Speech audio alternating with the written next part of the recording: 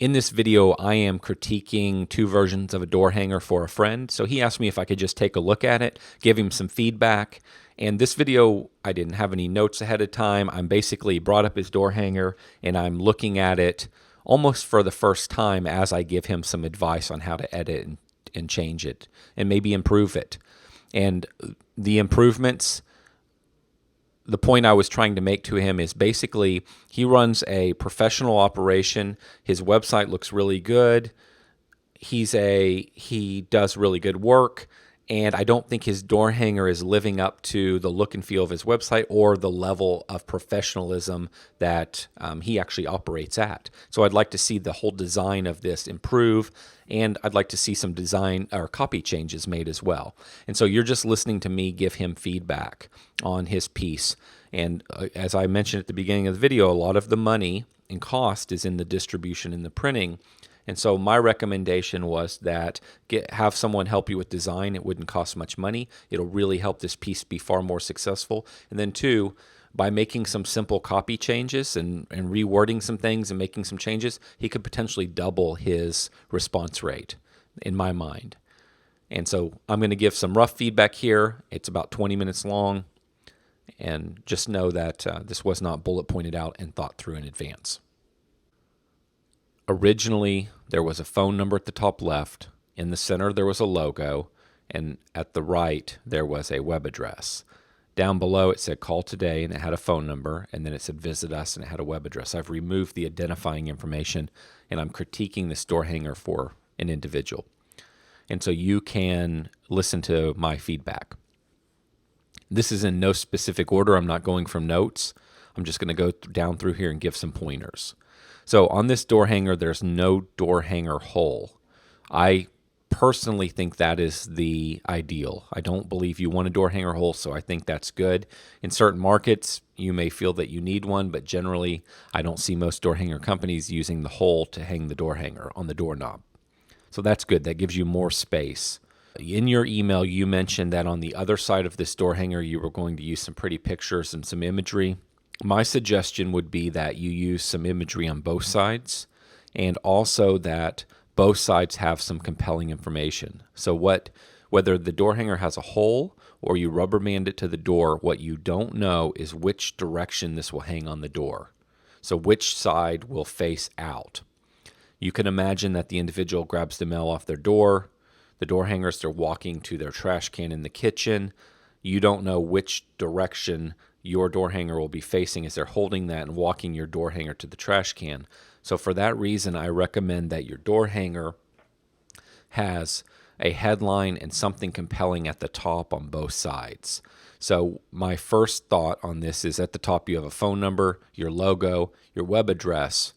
And so it could be that that's the first thing I see, but nothing about that communicates to me what's in it for me.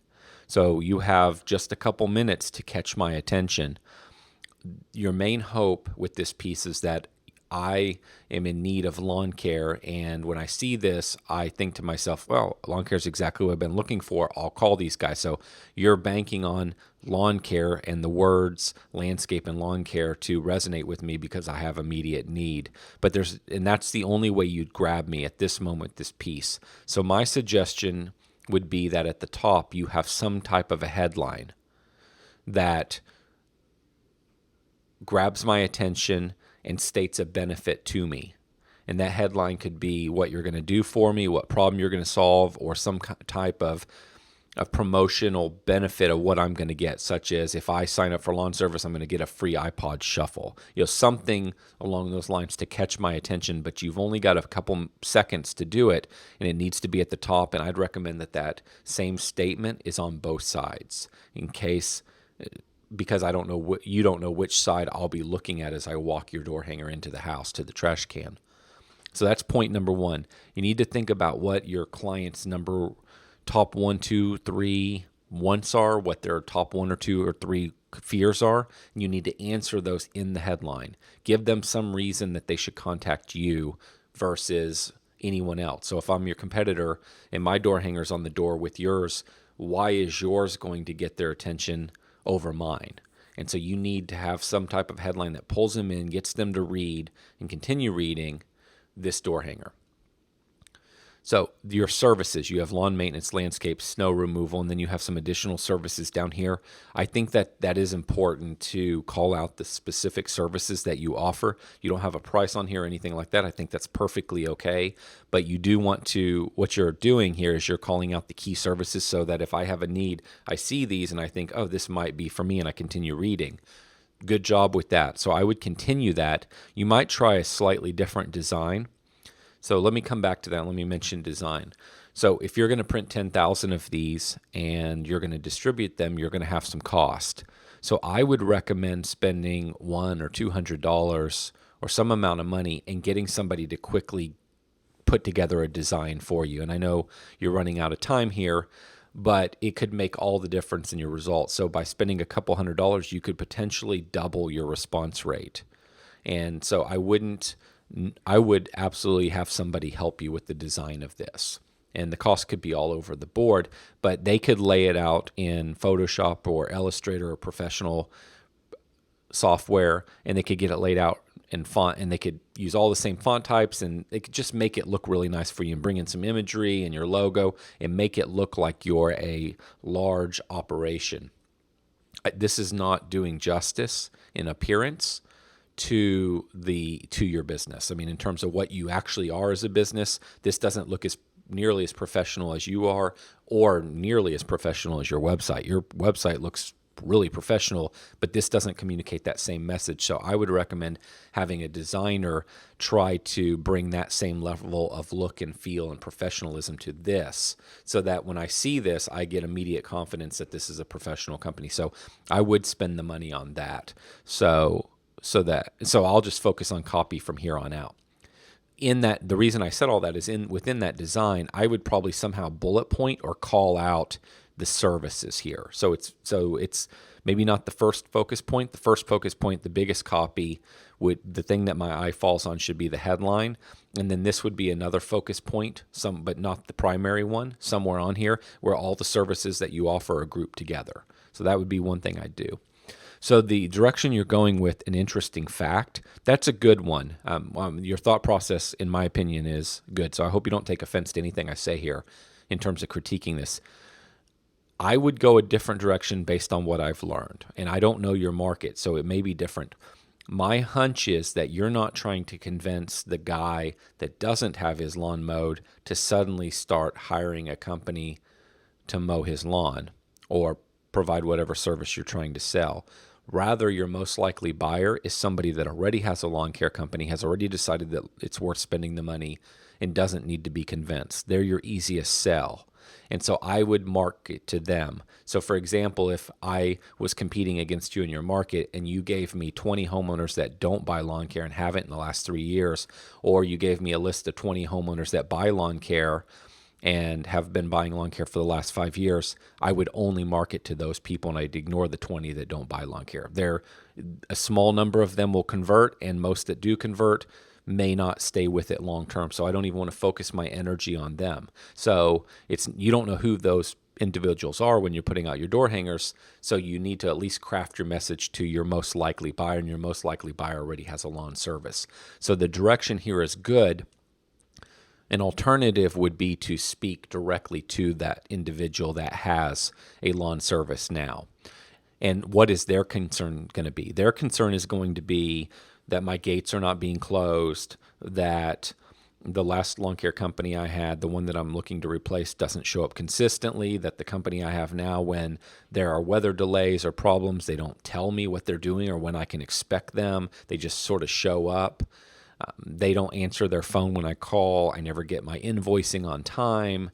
It's always a different individual at my home, and the work's never consistent. You could go down the list of the complaints you've heard from your potential clients about the companies they've been working with, and that's why they're calling you. Answer those objections here. So what you're doing with the interesting fact, great idea, but how could you tell me some of the benefits that I'm going to get? Bullet pointed lists work well on this stuff. It's easy to read. So it's easier to read a bullet point list. It's easier for the mind to quickly sort it out than it is to have to read several paragraphs. So it might be that you bullet point out some differences, why we're your best solution. And that's another point. I would use more of you in this. So this is about you, not I mean you as in the client. So when you're talking, make sure you're using a lot of words like you instead of words like we, our, us. So try to shift the writing just a little bit so you're focused on the person that's reading it because it's about them. So you might make your headline something like, you will receive this, you will get this. Something, again, about them. That'll be part of the headline. And then make your bullet points, again, something about them. You will experience this. You will get this if you use our company. And list out the ways you're different than everyone they've used in the past. Tell them what the services are that you offer, and then give them a reason to take action with you. So spring is right around the corner. We are now booking that should be our, O-U-R, lawn mowing accounts for the year. So call today. So my critique here would be, yes, you're reminding them that spring is right around the corner. Where I'm going with this is I don't know if spring is right around the corner is necessary to say. They sort of know it. And the reason I say that is one thing I've learned, and I don't necessarily do a really good job at this, is I've heard that great writing is about editing out every unnecessary word. And I tend to be a kind of a wordy person, and so I don't think I'm necessarily good at that. I'm thinking that maybe this doesn't help sell anything. Spring is right around the corner. And so I would probably edit those words out and focus on just power words and bigger things that you need to communicate because you have limited space. Now, you could, where I felt like you were going, we are now booking our lawn mowing accounts for the year. You could go a couple directions with this. One, are you trying to say that we serve your neighborhood? I've got one crew available. We can accept 14 more accounts in your market, in your area, in your zip code, in your city, and then we're filled up for the year. Is there some kind of angle like that where you can tell me, you need to respond right away if you want to do business with our company? So at the top, you lay out in the headline the benefits of why I should use you. In the middle, you tell me what you can do for me and why my experience with you is going to be different. Why are you better than all your competitors? And at the bottom, give me a reason to take action immediately. And so one could be that it's limited. In some way, there's a limitation. And so if I don't take immediate action, I'll miss out. There's scarcity. And that could be that we only open one crew a year in your market, and there are only this many slots left on that crew, and we won't have availability till next year. And then can you give me something? So if I sign up and I become your client, could I get something from you? You'll have to imagine what those things might be that you could give away that you're comfortable giving away. I don't tend to like things like $5 off or the second mowing free. People do that, and I think it works, but I think you can come up with something a little bit more powerful. So what is an account worth to you? What could you potentially give them that would be of value to them?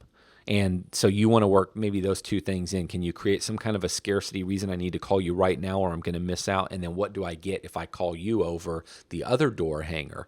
So if I'm looking at these two door hangers and they both look about the same, the companies feel about the same and appear to be pretty good, then why is it that you're going to get the call over the other one? What can you give them to get them to call you? And maybe it's as simple as promising you answer the phone and that you'll get them an estimate the day of. That's pretty difficult to do in spring. So think about that in those points. So I would put your headline and such at the top. At the bottom, that's where I think your logo, your name, phone number, and email address or web address is most important. I would make the top a headline versus your logo and your name. Again, it's all about them. They don't really care who you are until after they start working with you and like you. Right now, your logo means nothing to them. My logo at City Turf means nothing to anybody. Nobody cares. What they care about is what they're going to get and how they're going to benefit. And so I make it all about them at the top and then have your stuff more towards the bottom. Okay, continuing on with your second piece, just a different version. I, again, would say that make sure you use both sides. You have room to put copy on both sides of this piece. On both sides, you want to have your headline, and on both sides, you want to have your web address your phone number, potentially your logo. And then you could vary the copy in the middle. So I'm picturing headline at the top, phone number, web address, things of that sort at the bottom on both sides, and then the middle could change.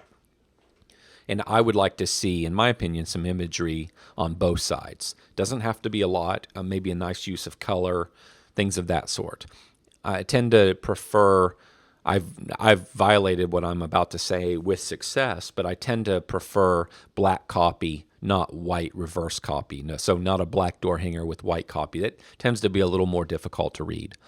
So continuing on here, the nice thing about this is lawn maintenance, landscape, snow removal. Right at the top, I immediately know what you do. That's important. And your headline should probably incorporate lawn care or something like that in it. That way I immediately know what you do. As I'm walking your piece to the trash, it might make me pause and think, oh, actually, I'm looking for a lawn care company. Maybe I should read this. A couple of things I'd like to see you do on this. 105% lawn mowing guarantee. What does that mean to me? What does it mean exactly? It would be nice if you made that guarantee a bit more powerful and said, it's a 105% money back guarantee, meaning that if you are dissatisfied with our service and for any reason we can't make it right, then we will pay you back all the money, or we'll pay you back the full amount of the service that you paid us for plus 5%. So what does that mean? Maybe even with your picture next to it. Make it a bit more of a powerful guarantee. GT Lawns loves cutting grass, and it shows. So I would say on this one, this is kind of more about you than it is about me. How could you reposition this line to make this to my benefit?